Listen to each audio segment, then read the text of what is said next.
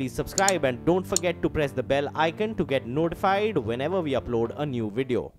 मध्य प्रदेश के गृह मंत्री भूपेंद्र सिंह ने कहा है कि पॉर्न फिल्मों की वजह से रेप की घटनाएं बढ़ रही हैं, इसीलिए वो मध्य प्रदेश सरकार से पॉर्न पर पाबंदी लगाने की मांग करेंगे। और इस बीच भोपाल के आईजी जयदीप प्रसाद ने भी रेप की घटनाओं के लिए पॉर्न फिल्मों को जिम्मेदार बताया है और बच्चों को पॉर्न से बचाने के लिए उनके माता पिता को नजर रखने की कहा है।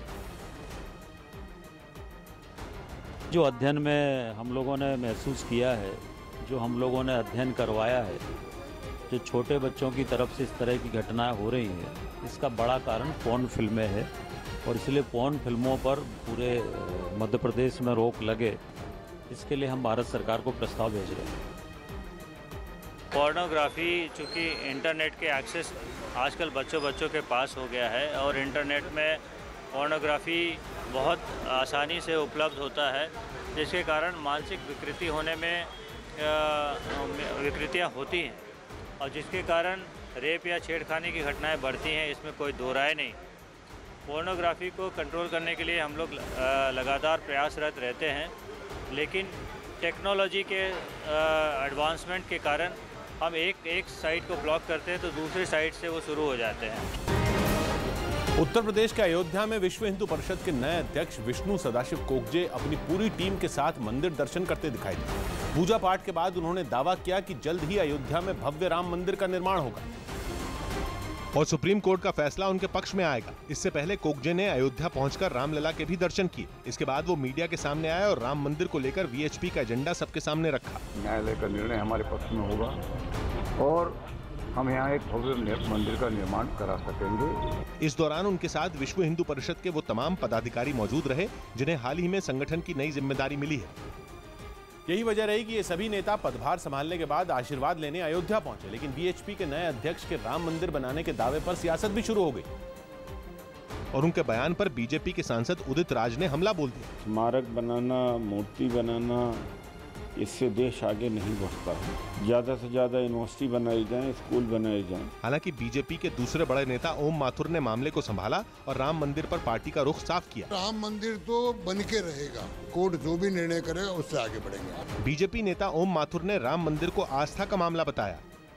वहीं एनडीए की सहयोगी जेडीयू ने भी इस मामले को आस्था से जोड़कर राम मंदिर बनाने की वकालत की, लेकिन वीएचपी पर भी निशाना साधा और उसे कानूनी मर्यादा का ख्याल रखने की नसीहत दी। हर हिंदू चाहता है कि राम मंदिर बनना चाहिए, पर राम मंदिर बने तो मर्यादा से बने। तो कांग्रेस ने भी राम मंदिर के बहाने बीजेपी पर वोट की राजनीति करने का आरोप लगा दिया। वोट पाने के लिए आप माता सीता और श्री राम का नाम लेकर लोगों के पास जाते हैं, तो ये मौका परस्त राजनीति खत्म होने की बहुत जरूरत है। वीएचपी की नई टीम के अयोध्या पहुंचने के बाद वहां का सियासी पारा भी गर्म हो गया।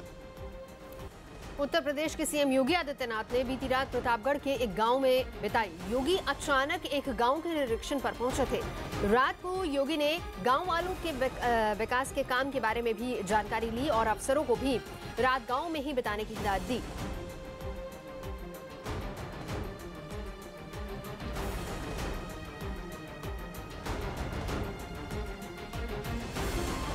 उत्तर प्रदेश के औचक निरीक्षण पर निकले सीएम योगी आदित्यनाथ ने प्रतापगढ़ में अफसरों की जमकर फटकार लगाई। सीएम योगी अचानक एक गांव पहुंच गए, जहां उन्होंने गांव वालों से विकास कार्यों के बारे में जानकारी ली। सीएम योगी आदित्यनाथ को जब पता चला कि गांव में एक भी शौचालय नहीं बना है, तो वो अधिकारियों पर भड़क गए। सीएम योगी आदित्यनाथ ने अफसरों को गाँव में ही कैंप लगाकर विकास के काम में रफ्तार लाने की हिदायत दी। हर लाभार्थी के खाते में पैसा पहुंच जाना चाहिए।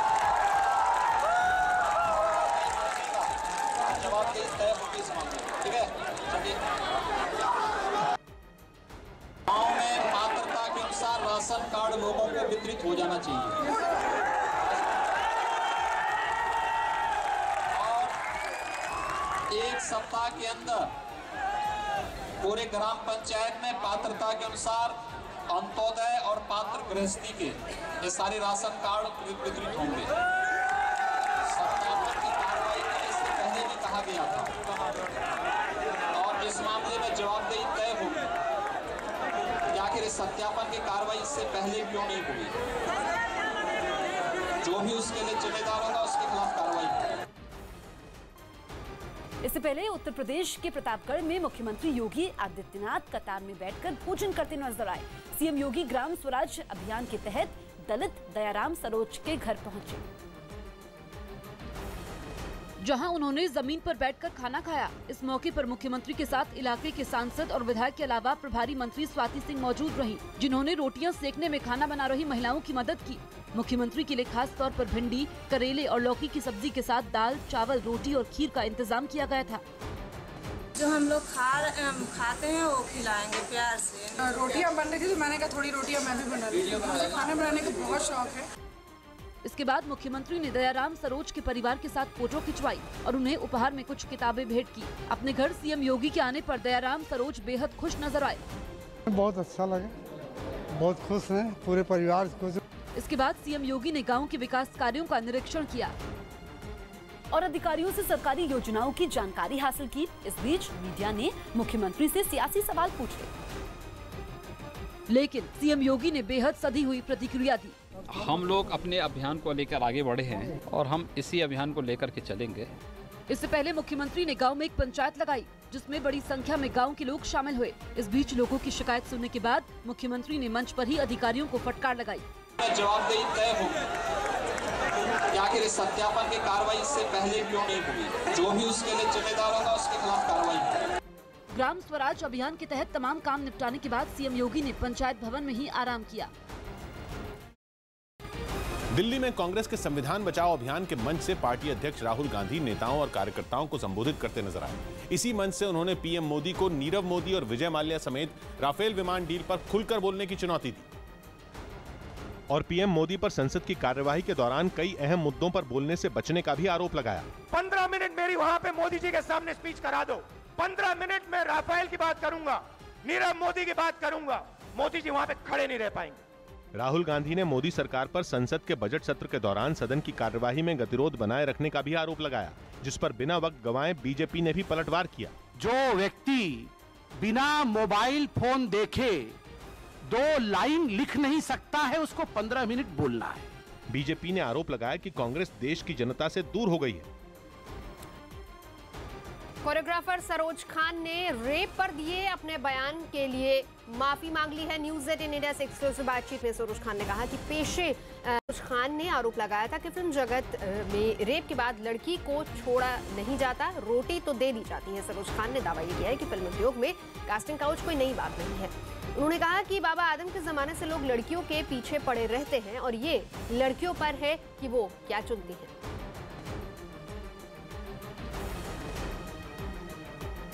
ये तो चला आ रहा है बाबा आदम के ज़माने से, अभी से थोड़ी। हर लड़की के ऊपर कोई ना कोई हाथ साफ करने की कोशिश करता है। गवर्नमेंट करती है, गवर्नमेंट के लोग करते हैं, तो तुम फिल्म इंडस्ट्री के पीछे क्यों पड़े हो? वो तो रोटी तो भी देती है, रेप करके छोड़ तो नहीं देती है। वो मत बोलो, वो लड़की के ऊपर है कि तुम क्या करना चाहते हो। दुनिया में कोई ऐसा बिजनेस नहीं जिसमें हैंकी पैंकी नहीं होता हो। फिल्म इंडस्ट्री को बोलते हैं, बिजनेस में भी है, हर जगह है। इसमें मैंने क्या गलत बोला भाई? मैंने ऐसा कोई वर्ड नहीं बोला है। एंड मैं सीधा बोलती ना, आई अपोलोजाइज, आई एम सॉरी। प्रधानमंत्री मोदी आज ग्राम स्वराज योजना की शुरुआत करेंगे। पंचायती राज दिवस के मौके पर प्रधानमंत्री नरेंद्र मोदी मध्य प्रदेश के मांडला से ग्राम स्वराज योजना की शुरुआत करेंगे। दिल्ली में बीजेपी के एक प्रतिनिधिमंडल ने मुख्य चुनाव आयुक्त से मुलाकात कर कर्नाटक की सिद्धरामैया सरकार पर चुनावों से पहले सरकारी मशीनरी के दुरुपयोग का आरोप लगाया है।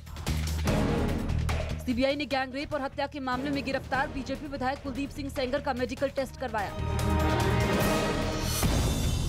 जम्मू कश्मीर के कृष्णा घाटी में पाकिस्तान की गोलाबारी का भारतीय सेना ने मुंहतोड़ जवाब दिया। रेप के आरोप में जेल में बंद आसाराम पर 25 अप्रैल को आने वाले फैसले से पहले जोधपुर के आश्रम को खाली करवाया गया। जेसिका लाल हत्या केस में जेल में बंद मनु शर्मा की सजा पर फैसला लेने के लिए होने वाली सेंटेंस रिव्यू बोर्ड की बैठक रद्द कर दी गई है। उत्तर प्रदेश के कन्नौज मेडिकल कॉलेज के एक वार्ड के अंदर 2 लोग रोते नजर आए। इन लोगों का आरोप है कि अस्पताल की लापरवाही की वजह से एक दिव्यांग बुजुर्ग महिला की मौत हो गई। जिसके गम में मरीज के घर वाले फूट फूट कर रोने लगे। जानकारी के मुताबिक रतनपुर गांव की रहने वाली रानी देवी की हालत रविवार को बिगड़ गई, जिसके बाद उन्हें इलाज के लिए मेडिकल कॉलेज के इमरजेंसी वार्ड में भर्ती करवाया गया। लेकिन आरोप है कि अस्पताल का स्टाफ मरीज को देखने के बजाय टाल मटोल करता रहा और फिर दिव्यांग महिला को जनरल वार्ड में शिफ्ट किया गया, जहाँ उसकी हालत और बिगड़ गयी। मरीज के घर वालों का आरोप है कि डॉक्टरों ने समय पर मरीज को ऑक्सीजन नहीं दी, जिसकी वजह से बुजुर्ग महिला की मौत हो गई। ऑक्सीजन नहीं लगाई ने, हमारा मरीज इधर उधर घुमाते रहे। इससे पहले भी कन्नौज मेडिकल कॉलेज पर लापरवाही के आरोप लगते रहे हैं। ऐसे में दिव्यांग बुजुर्ग महिला की मौत के बाद मेडिकल कॉलेज प्रशासन एक बार फिर सवालों के घेरे में है। हालांकि अस्पताल प्रबंधन ने मरीज के घर वालों के आरोप को खारिज कर दिया। ऑक्सीजन की उसको समय जरूरत नहीं थी, क्योंकि उसके और भी कई अंग जो है वो काम नहीं कर रहे थे ठीक से। लेकिन अस्पताल प्रबंधन ने ये बात मानी कि जब बुजुर्ग महिला को अस्पताल लाया गया तो उसकी हालत गंभीर थी। और ब्रेकिंग न्यूज दे रहे हैं पवन शर्मा। जम्मू कश्मीर की कृष्णा घाटी के मेढर इलाके में पाकिस्तान की ओर से की गई फायरिंग का भारतीय सेना ने मुंहतोड़ जवाब दिया है। भारतीय सेना ने जवाबी कार्रवाई करते हुए पाकिस्तानी सेना की जवाब दिया है। भारतीय सेना ने जवाबी कार्रवाई करते हुए पाकिस्तानी सेना की 3 पोस्ट तबाह कर दी है और 4 पाकिस्तानी सैनिकों को ढेर कर दिया है। सूत्र दावा कर रहे हैं कि भारत की जवाबी कार्रवाई में कुछ पाकिस्तानी सैनिक घायल भी हुए हैं। बीते 4 दिन से पाकिस्तान लगातार LOC पर सीजफायर का उल्लंघन कर रहा है, जिसका भारत ने बखूबी जवाब दिया।